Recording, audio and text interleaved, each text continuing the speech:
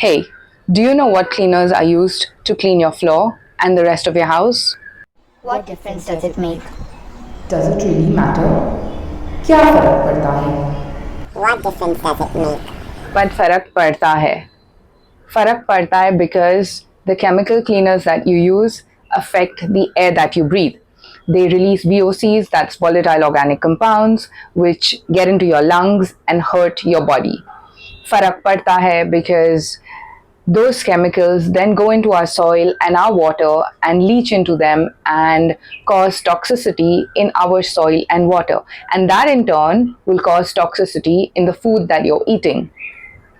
Fark Padta Hai because when those chemicals go into your body, they cause hormonal imbalances, they cause pulmonary diseases, they cause absolute havoc in your system. And the funny thing is, you don't even know why it's happening because you can't really pinpoint and say that, oh, this is happening because of specifically this reason. So it's a hidden evil. It's lurking everywhere, and the toxicity is real, and the toxicity is damaging all of us. So फर्क पड़ता है.